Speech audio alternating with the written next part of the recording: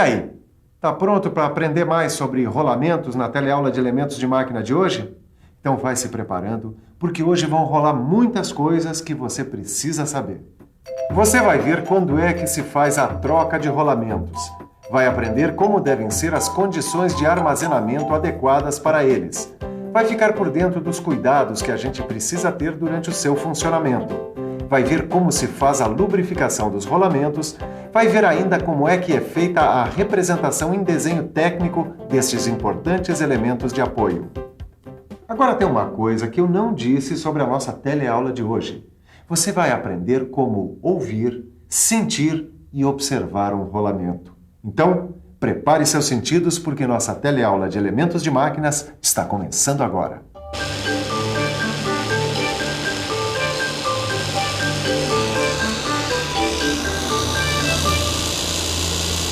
Ô, mestre Silva, você está se comunicando com a máquina? É, mais ou menos. Como é que é?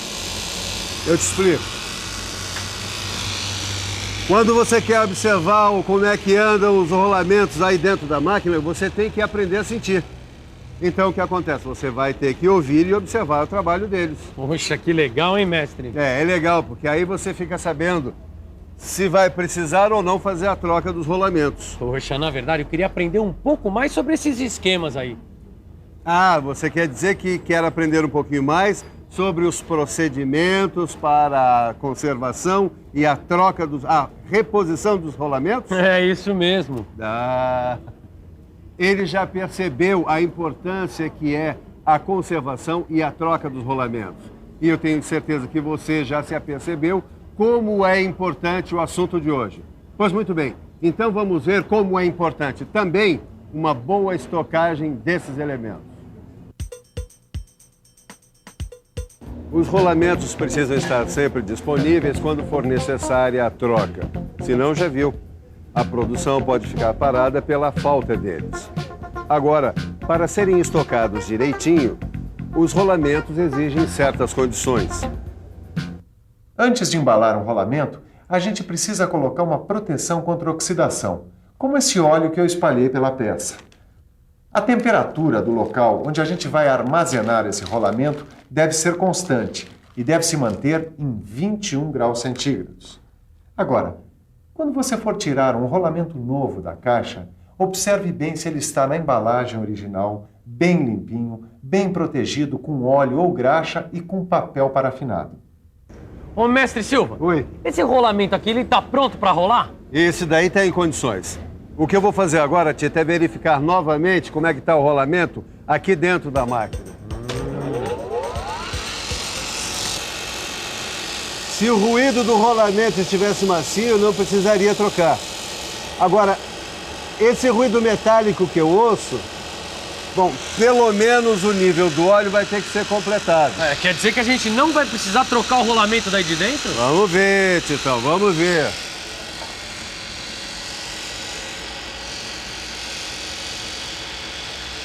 A vibração desse rolamento está meio alta. Olha. Deixa eu ver a temperatura.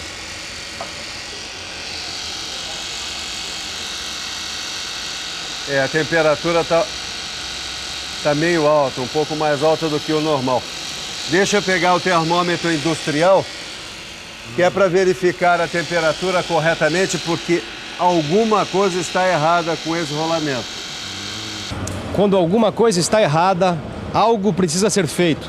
No caso dos rolamentos, quando a temperatura está alta, vamos ver o que um professor aqui da Escola Senai recomenda que a gente faça. Professor.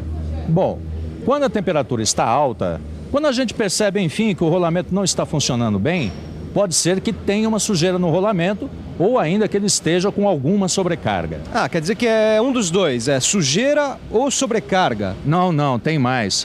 Pode ser também uma folga interna muito pequena ou estar preso. E professor, é verdade que quando acontece uma pressão ou um aumento de calor vindo de fora, isso pode prejudicar o rolamento? É verdade. Um aumento de calor, assim como um aumento de pressão, pode levar um rolamento a funcionar mal. Tá, deixa eu ver se eu entendi. Então, um rolamento pode funcionar mal por causa de sujeira, sobrecarga, folga, fadiga ou então com uma pressão ou um aumento de temperatura vindo de fora. Certinho, mas faltou uma coisa. Pode causar problema também a falta ou o excesso de lubrificação. Opa, então vamos ver como é que se faz a lubrificação. Presta atenção, Tito. Na hora da lubrificação, a gente tem que seguir as instruções do fabricante do equipamento que se quer lubrificar. Se for uma troca de graxa, por exemplo, a engraxadeira tem que estar bem limpinha para evitar que a poeira penetre no sistema. Ah, tudo bem, Silva. Mas e se o lubrificante for óleo, por exemplo? Nesse caso, então, a gente verifica na ficha de controle da manutenção a data da última troca de óleo. Pois bem, se o óleo estiver vencido, tá? Se estiver velho, drena-se todo ele. Agora, se o nível estiver baixo e o óleo estiver bom, então a gente deve completá-lo. E tem também a lubrificação em banho. Você conhece? Na lubrificação em banho, a gente deve seguir as recomendações do fabricante quando da troca do óleo. A temperatura de serviço, ou seja, do conjunto em que o rolamento estiver atuando, vai determinar a periodicidade da troca. Tem uma outra coisa que a gente ainda não viu. Mas o que é, mestre Silva? Como fazer a manutenção numa máquina parada para a troca de óleo e de rolamento. Esse tipo de operação exige certos procedimentos, sabe? Por exemplo, na troca de rolamentos, essa área onde a gente vai trabalhar tem que estar bem limpinha e seca. É sempre bom dar uma olhada no desenho da máquina, se estiver disponível. Certo, mestre, mas como é que a gente tira o rolamento daí de dentro? Mas calma que a gente já chega lá.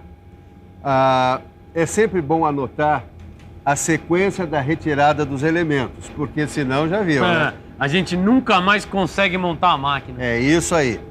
Agora, para a troca do óleo, a gente verifica se o óleo tem impurezas, entendeu? Ah, mas é sempre assim que a gente faz, mestre?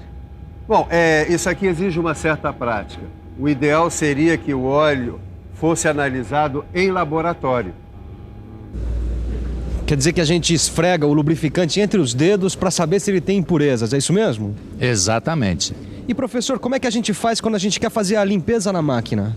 Bom, é muito importante também a gente ter certeza de que não vai haver penetração de sujeira ou umidade na máquina durante a limpeza. Por isso é bom proteger o conjunto com papel parafinado ou plástico. Essa precaução é importante. Agora, como é que a gente faz a limpeza da máquina? Bom, quando dá, a gente faz a limpeza aqui mesmo, no rolamento, montado no conjunto. Assim não precisa desmontar, não é mesmo? Quer ver? A gente pega o pincel, passa o querosene, está vendo? Limpa bem e agora a gente seca com um pano bem limpo e seco e sem fiapo. Estopa, nem pensar, hein? Outra coisa, se os rolamentos não estiverem em perfeitas condições de uso, é preciso trocá-los. Agora, você já sabe, você precisa saber muito bem consultar os desenhos técnicos de rolamentos, para a gente saber o que está fazendo, certo?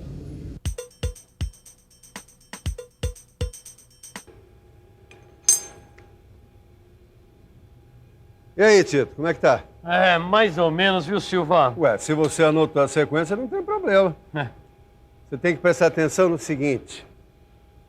Você precisa aprender a ler esses símbolos aqui. São representações técnicas. Agora, repare que as representações podem aparecer de duas maneiras. Simbólica, representação simbólica e simplificada. Representação simplificada. Olha aqui. Simbólica, simplificada. Agora eu vou mostrar para você cada uma dessas representações de alguns rolamentos que você já conheceu na nossa última teleaula. Essa aí representa o rolamento fixo com uma carreira de esferas. A simplificada é a representação da esquerda, enquanto a da direita é a simbólica.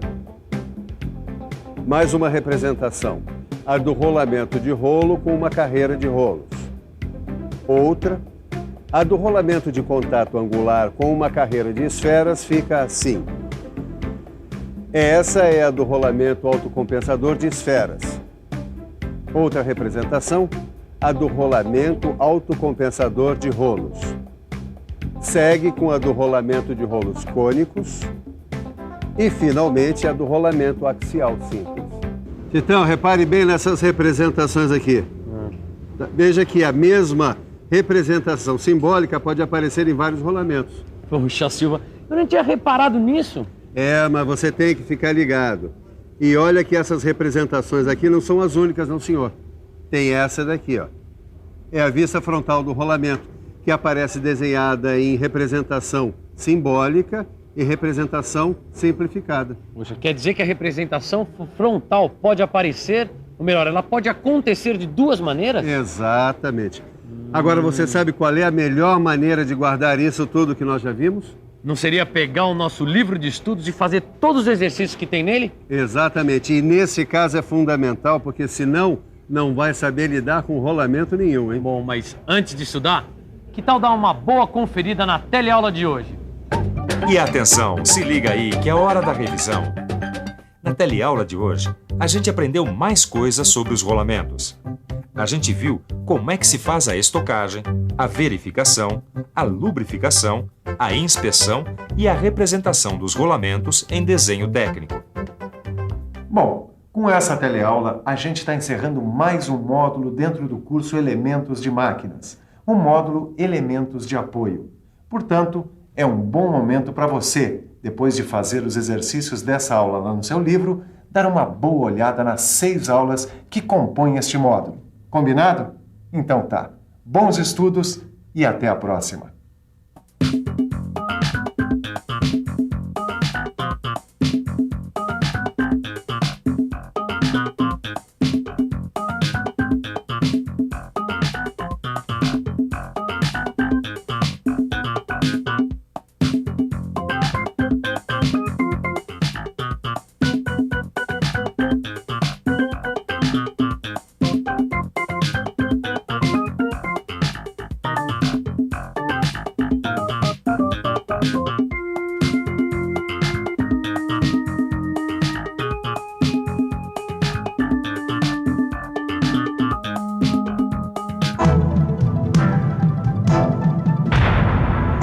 Telecurso 2000, um programa de educação do Sistema Fiesp e da Fundação Roberto Marinho.